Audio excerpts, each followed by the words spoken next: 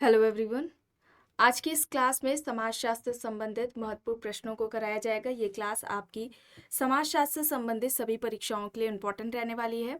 आप सभी इस वीडियो को ज़्यादा से ज़्यादा लोगों के साथ शेयर जरूर कर दीजिए। समाजशास्त्र से संबंधित सभी परीक्षाओं के लिए यहाँ पर प्रैक्टिस सेट एंड सोशियोलॉजी के नोट्स PDF फॉर्मेट पर प्रोवाइड कराए जा रहे हैं। इससे संबंधित जानकारी के लिए यहाँ पर एक व्हाट्सएप नंबर दिया गया है जिस पर आप मैसेज करके पूरी जानकारी ले सकते हैं। नंबर है 790-555-3851।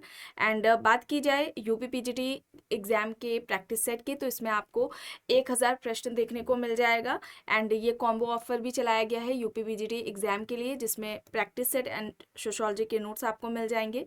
Bihar state and Bihar PGT दोनों ही परीक्षाओं के लिए एक प्रैक्टिस सेट लाया गया है, ये यहाँ पर मिल जाएगा। इसका भी कॉम्बो ऑफर यहाँ पर आपको इसमें सोशियोलॉजी के जो नोट्स हैं एंड इसका जो प्रैक्टिस सेट है ये यहाँ पर प्रोवाइड कराया गया है। समाजशास्त्र से संबंधित यहाँ पर नोट्स की बात की जाए तो ये सभी परीक्षाओं को ध्यान में रखकर तैयार किए गए हैं, सभी परीक्षाओं के लिए उपयोगी हैं।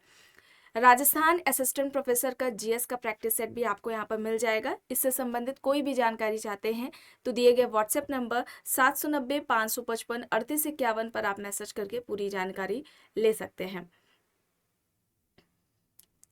बस कुछ ही देर में क्लास शुरू होने वाली है। आप सभी इस वीडियो को ज़्यादा से ज़्यादा लोगों के साथ शेयर जरूर कर दीजिए।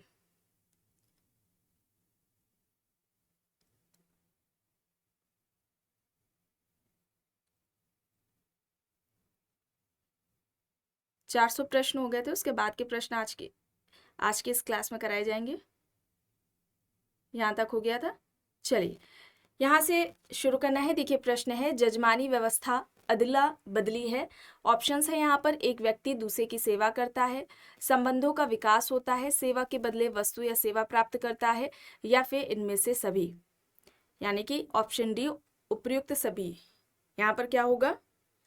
ऑप्शन डी यहाँ पर राइट आंसर हो जाएगा। ठीक है, डी यहाँ पर राइट आंसर हो जाएगा। जजमानी व्यवस्था की बात की जाए तो जजमानी व्यवस्था जाति प्रथा के अंतर्गत एक सामाजिक आर्थिक व्यवस्था है, प्रणाली है, या हम कहें पद्धति है, जिसमें विभिन्न जातियों के बीच में संविदा यानी कि समझौते का संबंध पाया जाता है, या हम कहें विभिन्न जातियों के बीच में संविदा होता है, कॉन्ट्रैक्ट होता है, समझौता होता है, जिसमें वे अपनी जो सेवाएं हैं या वस्तुएं हैं उनको एक्सचेंज करती है, उनका आदान प्रदान करती हैं। और ध्यान रखिएगा यहाँ पर जो सेवाएं लेने वाली हैं, ठीक है, सेवाएं या वस्तुएं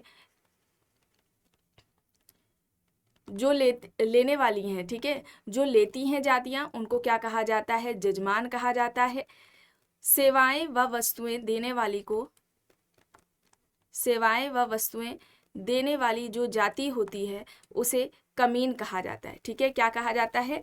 कमीन कहा जाता है। इसे याद रखिएगा। इस तरीके से भी प्रश्न एक पूछा जाता है, और इस तरीके से एग्जाम में पूछा गया है कि ये जो कॉन्सेप्ट है वो किसके द्वारा दिया गया है, जजमानी व्यवस्था की अवधारणा किसके द्वारा दी गई है? तो याद रखिएगा विलियम वाइजर। ठीक है, विलियम वाइजर के द्वारा ये कॉन्सेप्ट दिया गया है। इनका अध्ययन करीमपुर पर रहा है। ठीक है, करीमपुर गांव है, वहाँ पर इन्होंने अध्ययन किया है। ये UP में पड़ता है। वहाँ पर इनका अध्ययन रहा है वाइजर का, और वहाँ पर इन्होंने अध्ययन करने के बाद जजमानी व्यवस्था की ये अवधारणा दी और इसे प्रकार्यात्मक संस्था बताया है। ठीक है, प्रकार्यात्मक संस्था बताया है। ठीक है, ये याद रखिएगा। इस तरीके से प्रश्न पूछा जाता है।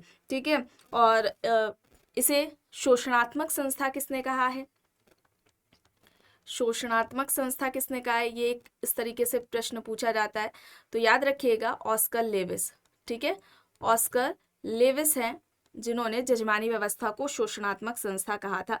इनका कहना था कि कुछ जातियां ऐसी होती हैं जो सेवाएं जो है देती तो हैं, लेकिन उन्हें कमीन नहीं कहा जाता है। ठीक है, जिसमें ब्राह्मण है, वे अपनी सेवाएं देती हैं लेकिन उन्हें कमीन में नहीं रखा जाता है। आपको बताया गया सेवाएं जो लेती हैं जातियां उन्हें हम क्या कहते हैं? जजमान। और जो सेवाएं देती हैं उन्हें हम कमीन कहते हैं। तो ब्राह्मण अपनी सेवाएं देते हैं लेकिन वे कमीन में नहीं आते। ऑस्कर लेविस का ये भी कहना था कि जो उच्च जातियां होती हैं वे निम्न जातियों का शोषण करती है, और इसी वजह से इन्होंने जजमानी व्यवस्था को शोषणात्मक संस्था कहा था। चलिए अब यहाँ पर देखिए, जाति परिस्थिति में सुधार की आकांक्षाएं साधारण है, परंतु वे तब तक प्राप्त नहीं होती जब तक जाति प्राप्त नहीं कर लेती। अनुष्ठानिक पवित्रता, समूह स्वीकृति, शक्ति और विशेषाधिकार, शासकीय संबंध, यहाँ पर ऑप्शंस दिए गए हैं।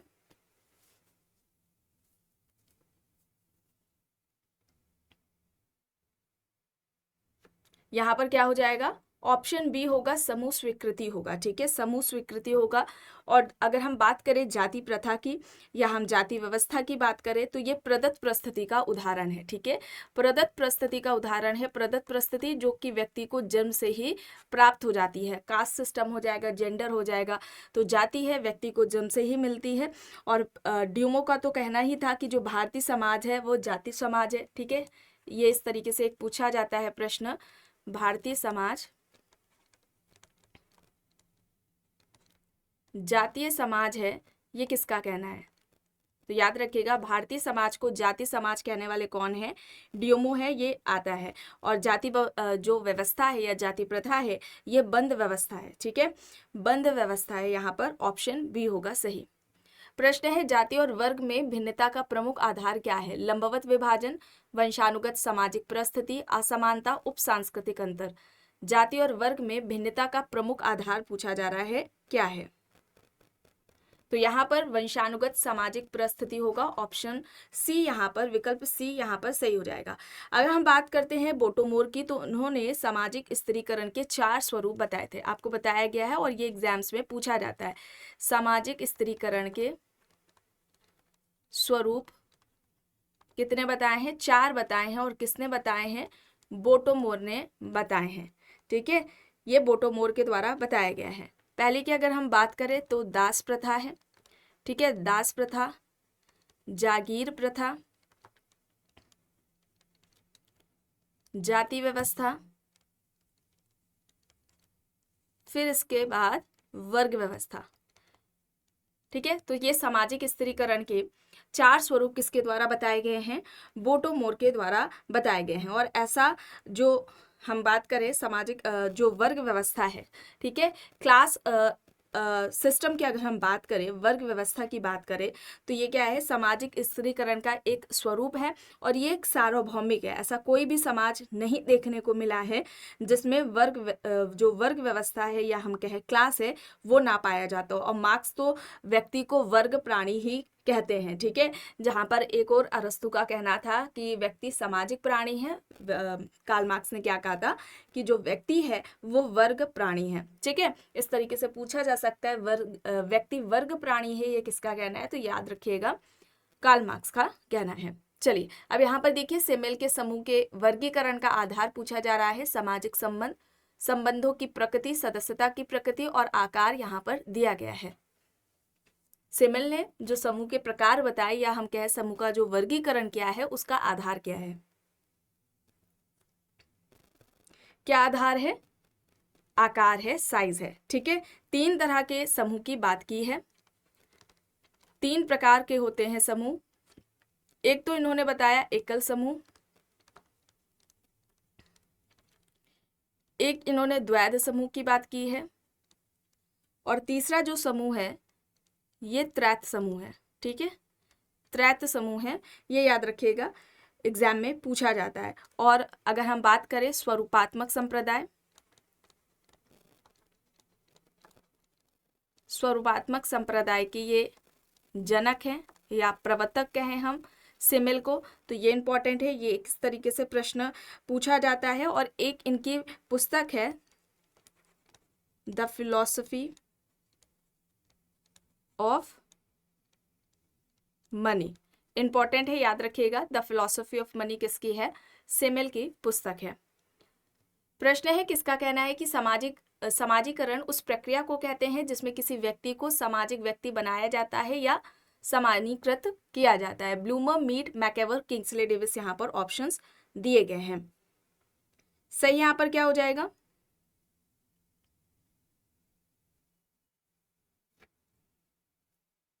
यहाँ पर राइट आंसर क्या होगा? यहाँ पर किंग्सले डेविस होगा। ठीक है, किंग्सले डेविस होगा, ये याद रखिएगा। इनकी पुस्तक है मानव समाज।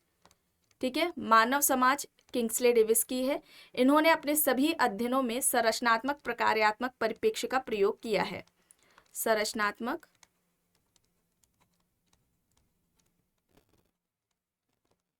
संरचनात्मक प्रकार्यात्मक परिप्रेक्ष्य का प्रयोग किया है अपने सभी अध्ययनों में, ये इंपॉर्टेंट है, याद रखिएगा। इसके अलावा इन्होंने सामाजिक स्थिरीकरण का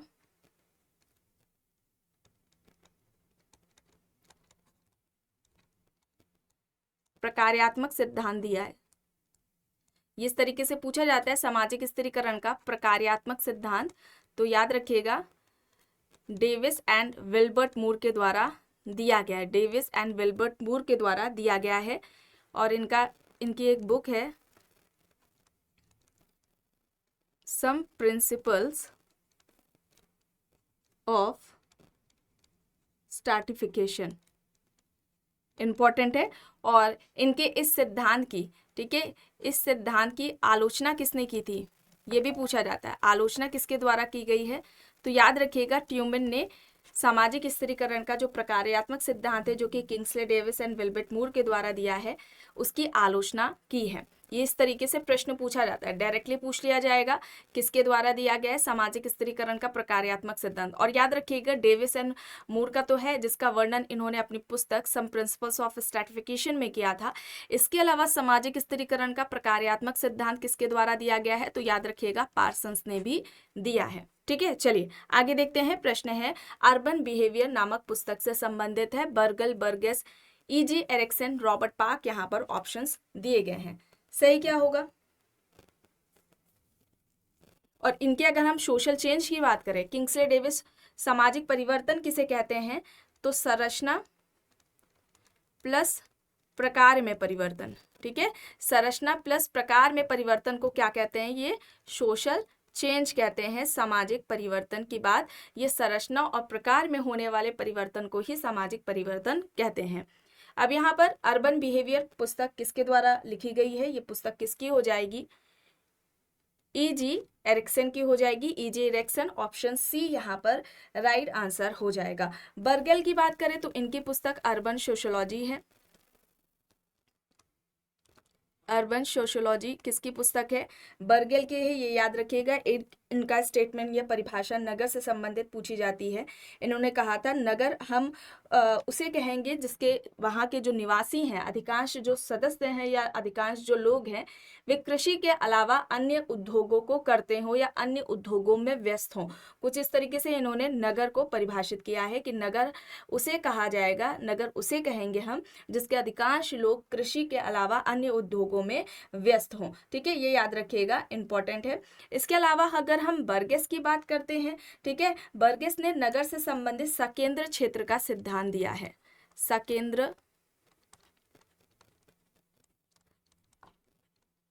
सकेंद्र क्षेत्र का सिद्धांत किसका है, बर्गेस का है। ठीक है, बर्गेस का है। और इन्होंने ही, ठीक है, बर्गेस ने ही सबसे पहले नगर का पारिस्थितिकी सिद्धांत भी दिया था। इसके अलावा याद रखिएगा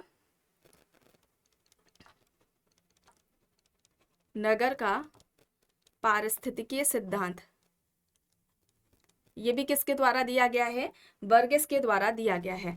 और रॉबर्ट पार्क की बात करें तो एक इनका लेख है द सिटी। ठीक है, द सिटी है इनका लेख है रॉबर्ट पार्क का। और रॉबर्ट पार्क नगरीय समाजशास्त्र के जनक है, नगरीय समाजशास्त्र के जनक है। ठीक है, ये पूछा जाता है। चलिए आगे देखते हैं। प्रश्न है शासक वर्गों के वर्चस्व में आने वालों के लिए अधीनस्थ शब्द का प्रयोग सर्वप्रथम इनमें से किसने किया, ग्रामसी, B.R. अम्बेडकर, गांधी या फिर इनमें से कोई भी नहीं। शासक वर्गों के वर्चस्व में आने वालों के लिए अधीनस्थ शब्द का प्रयोग सबसे पहले किसने किया, किसने किया था, ग्रामसी ने किया था। ऑप्शन ए यहाँ पर राइट आंसर हो जाएगा। वर्चस्व या अगर हम कहें प्रधानता, ठीक है, वर्चस्व या प्रधानता की अवधारणा किसके द्वारा दी गई है, तो याद रखिएगा ग्रामसी के द्वारा दी गई है। और इनका कहना था, इस अवधारणा के बारे में इनका ये कहना था कि एक व्यक्ति या जो वर्ग है, ठीक है, कोई क्लास है या वर्ग है, वो सिर्फ शक्ति के जरिए ही लोगों पर शासन नहीं करता है, बल्कि वह कोई व्यक्ति है या समूह है या वर्ग है वो विचारों संस्कृति के माध्यम से भी लोगों पर शासन करता है। ठीक है, तो ये इनका जो कॉन्सेप्ट है वर्चस्व का, प्रधानता का, ये एग्जाम्स में पूछा जाता है, इसे याद रखिएगा। इन्होंने दो तरह के समाज की बात की है। ठीक है, दो प्रकार के समाज की बात की है, एक तो राजनीतिक समाज है और दूसरा क्या हो जाएगा, नागरिक समाज। राजनीतिक समाज और नागरिक समाज, ये दो प्रकार ग्रामसी के द्वारा बताए गए हैं। प्रश्न है, किसका कहना है कि भारतीय समाज एक हिंदू समाज है और हिंदू परंपराओं को समझे बिना इसे समझा नहीं जा सकता। जी.एस. घुरिये, डी.पी. मुखर्जी, ल्यूडियोमो, एन.के. बोस यहाँ पर ऑप्शंस दिए गए हैं। यहाँ पर सही क्या होगा, भारतीय समाज एक हिंदू समाज है और हिंदू परंपराओं को समझे बिना भारतीय समाज को नहीं समझा जा सकता, डी.पी. मुखर्जी का यह कहना है। ऑप्शन बी यहाँ पर राइट आंसर हो जाएगा। डी.पी. मुखर्जी ने क्या कहा था कि समाज शास्त्र परंपराओं का अध्ययन करता है। समाज शास्त्र परंपराओं का अध्ययन है, ये किसका कहना है, इस तरीके से पूछा जाए तो याद रखिएगा डी.पी. मुखर्जी का कहना है। और अगर हम परंपराओं की बात करें तो इन्होंने 3 प्रकार की परंपराओं की बात की है। प्राथमिक परंपरा,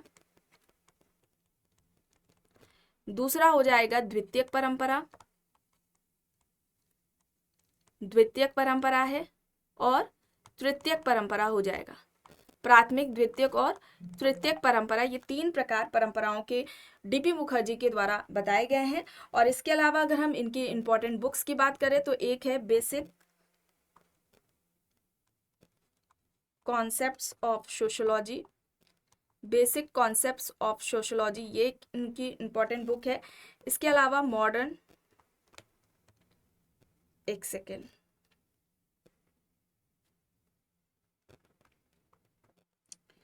modern Indian culture,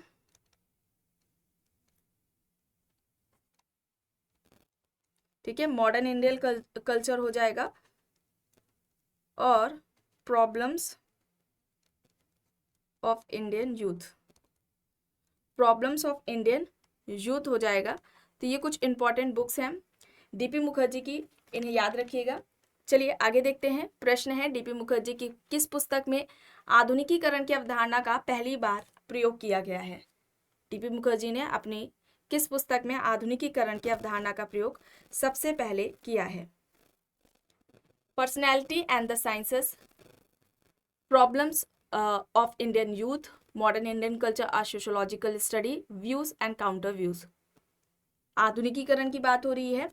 modern Indian culture, a sociological study, इस पुस्तक में सबसे पहले आधुनिकीकरण की बात की है और ये सारी पुस्तकें डी.पी. मुखर्जी की हैं। प्रश्न है, किसने लिखा है कि इसके विस्तृत अर्थों में समाजशास्त्र मानवीय अंतःक्रियाओं एवं अंतःसंबंधों, उनकी दशाओं और परिणामों का अध्ययन है। ऑप्शंस है मोरिन जिन्सबर्ग, मैकेवर एंड पेज, एले कोजर, टॉलकेट पार्सन्स।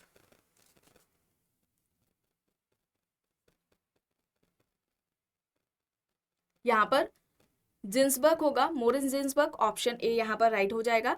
इनकी एक पुस्तक है रीजन एंड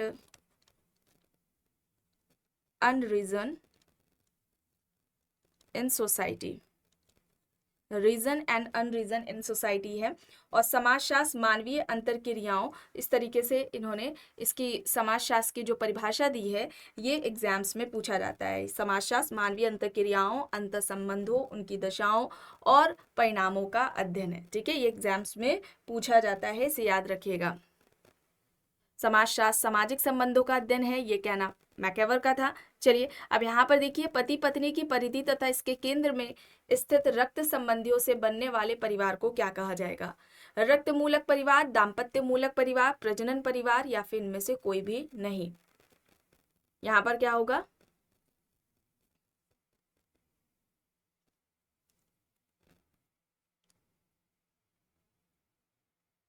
कौन सा विकल्प यहाँ पर सही होगा।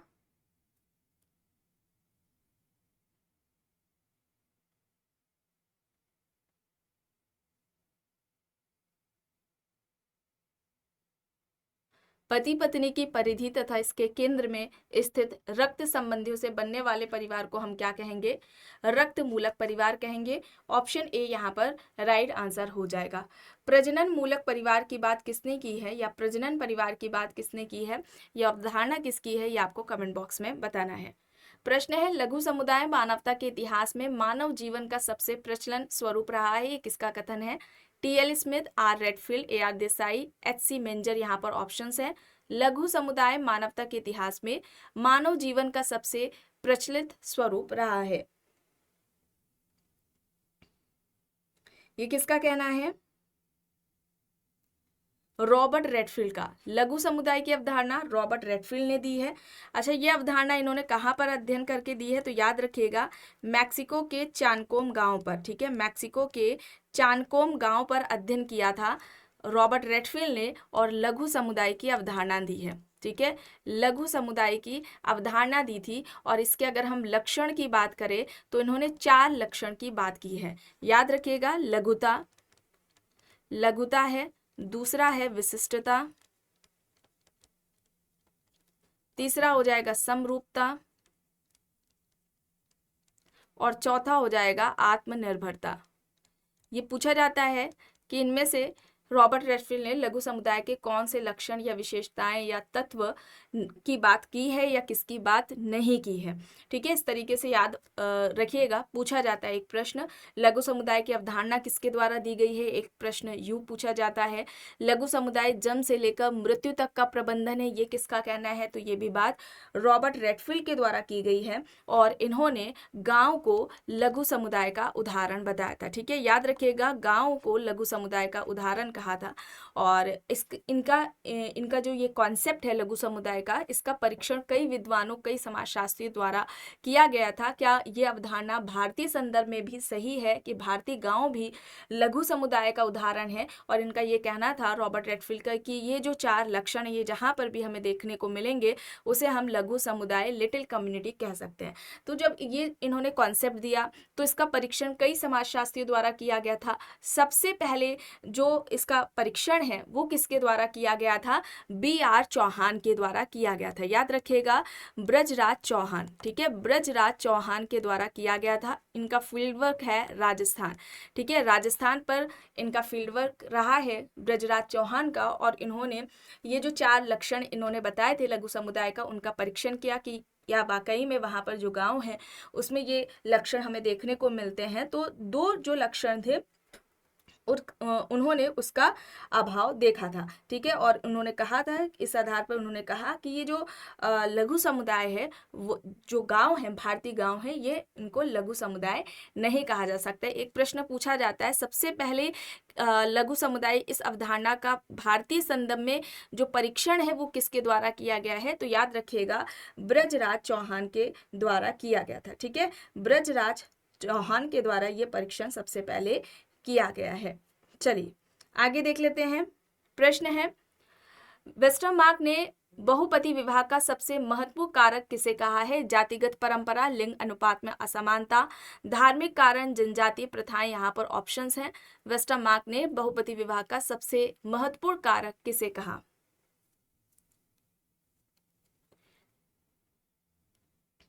यहाँ पर लिंग अनुपात में असमानता होगा, टोडा जनजाति। ठीक है, टोडा जनजाति है। टोडा जनजाति में बहुपति विवाह का स्वरूप जो ये बहुपति विवाह है इसका प्रचलन रहा है।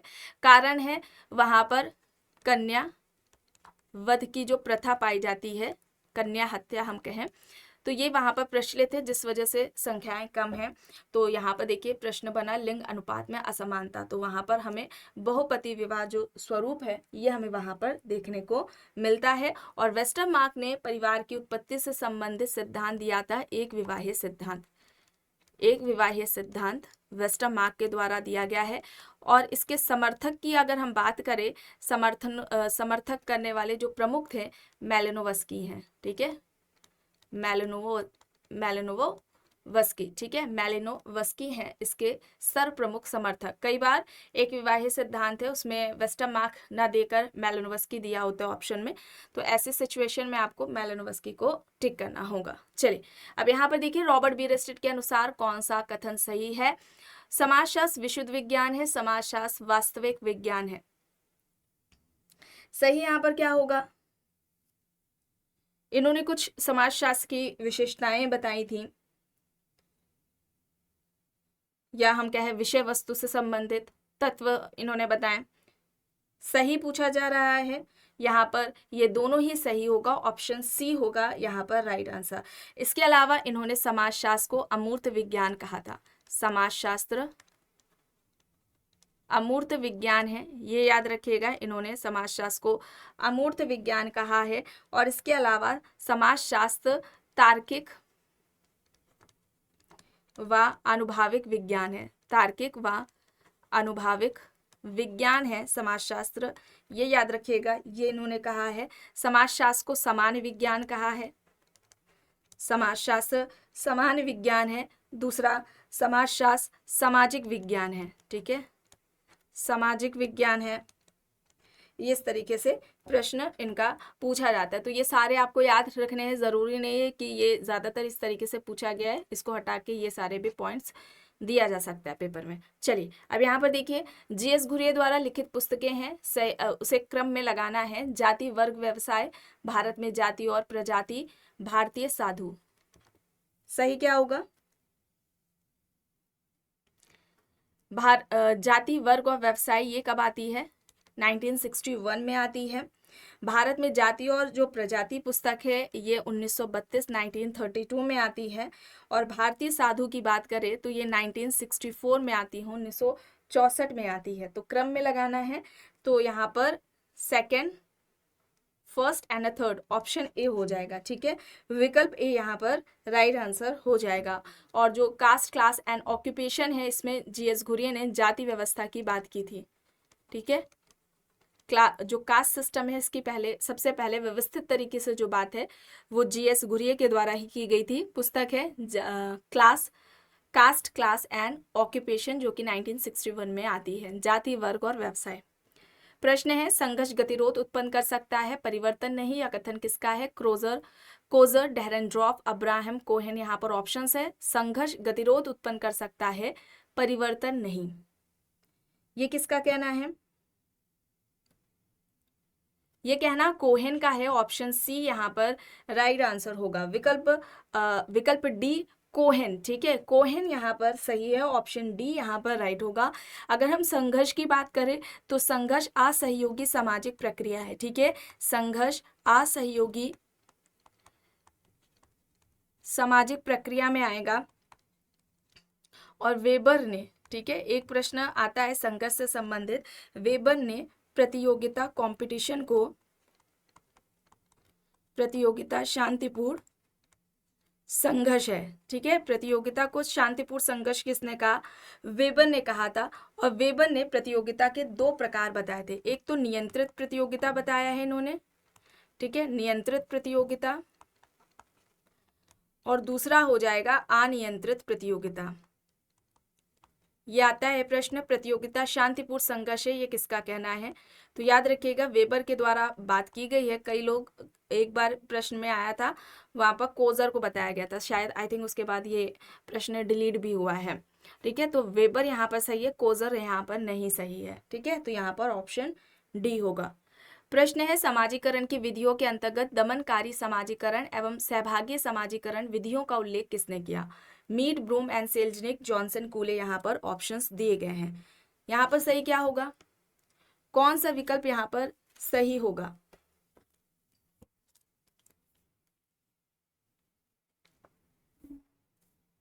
देखिए मीड की बात करें तो मीड ने सर्वप्रथम समाजीकरण की बात की है, ठीक है। सबसे पहले समाजीकरण की बात किसने की है, सोशलाइजेशन की, तो जॉर्ज हर्बर्ट मीड के द्वारा बात की गई है, ठीक है। जॉनसन ने क्या कहा था कि जो सभी तरह का जो शिक्षण है वो समाजीकरण नहीं है, बल्कि समाज के द्वारा जो मान्यता प्राप्त मूल्य है, मानक है, इनको आत्मसात करना ही समाजीकरण कहलाता है। कूले की बात करें तो इनका आत्मदर्पण का सिद्धांत है, याद रखिएगा आत्मदर्पण जो सिद्धांत है ये समाजीकरण से संबंधित दिया गया है, और इन्होंने स्व यानी सेल्फ डेवलपमेंट को ही समाजीकरण कहा था। स्व का विकास ही क्या है, स्व का विकास ही समाजीकरण है। ये इस तरीके से इनका कहना है कूले का, ये एग्जाम में पूछा जाता है। यहाँ पर क्या होगा, ब्रूम एंड सेल्जनिक होगा, ठीक है। दमनकारी समाजीकरण और सहभागी समाजीकरण की जो बात है ये ब्रूम एंड सेल्जनिक के द्वारा की गई है, विकल्प बी यहाँ पर सही होगा। प्रश्न है संस्कृति की सबसे छोटी इकाई सांस्कृतिक तत्व है, ये किसके द्वारा बात कही गई है। Kroeber and Kluckhohn, Tylor, Linton, Leslie, यहाँ पर ऑप्शंस दिए गए हैं।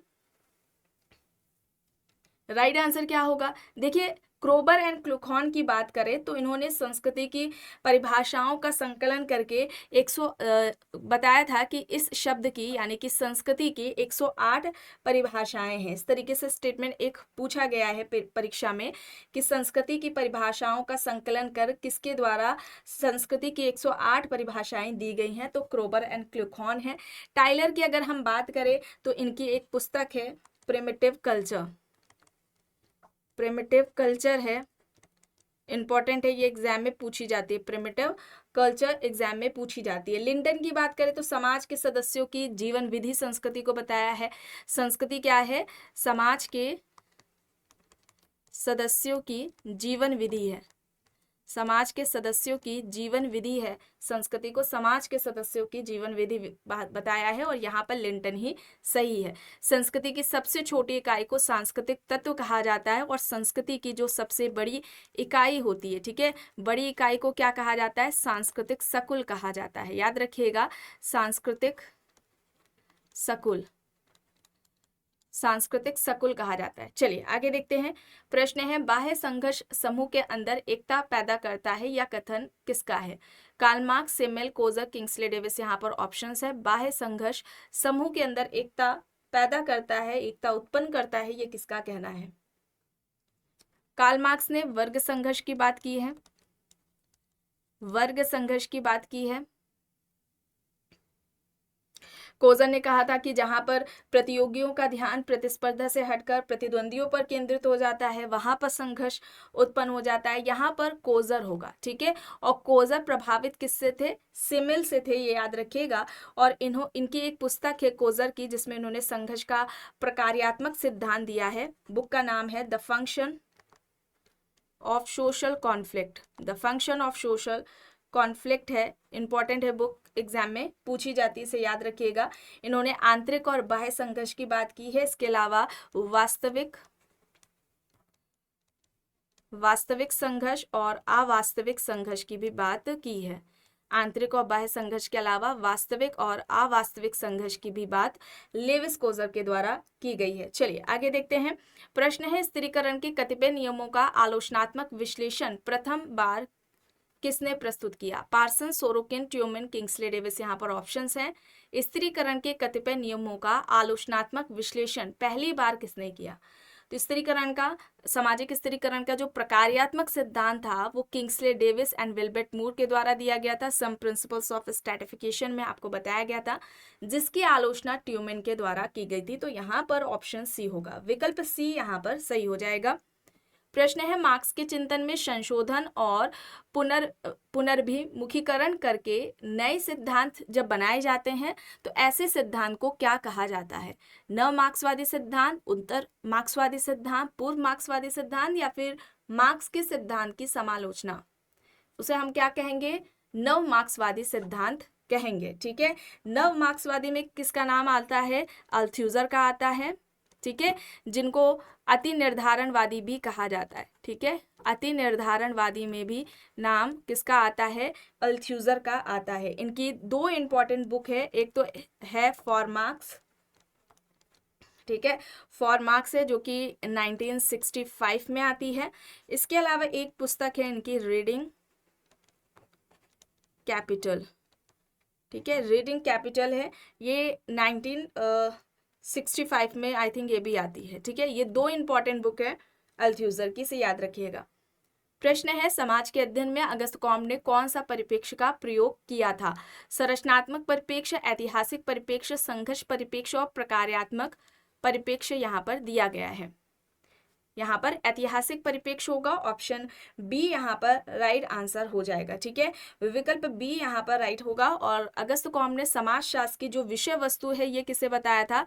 परिवार यानी कि फैमिली को बताया था। ये भी आपको ये बात याद रखनी है, ये पूछी जा सकती है। इसके अलावा इनके जो कॉन्सेप्ट है, विज्ञानों का वर्गीकरण इन्होंने दिया, समाजशास्त्र के 2 प्रकार, सामाजिक स्थैतिकी एवं सामाजिक भौतिकी बताया है, ज्ञान के 3 स्तरों की बात भी अगस्त कॉम्ट के द्वारा की गई है। अब यहाँ पर देखिए प्रश्न है, निम्नलिखित में से किसने हर्सले के घटना विज्ञान के दृष्टिकोण का आलोचनात्मक विनियोग प्रस्तुत किया? अल्फ्रेड शुट्ज, पीटर बर्जर, लकमैन या फिर इनमें से कोई भी नहीं? यहाँ पर अल्फ्रेड शुट्ज होगा, ऑप्शन ए यहाँ पर राइट आंसर हो जाएगा। समाजों के वर्गीकरण में किसने एशियाई प्रकार का प्रयोग किया है? कूले हैं, टॉनीज हैं, मार्क्स हैं, वेबर हैं। यहां पर सही क्या होगा?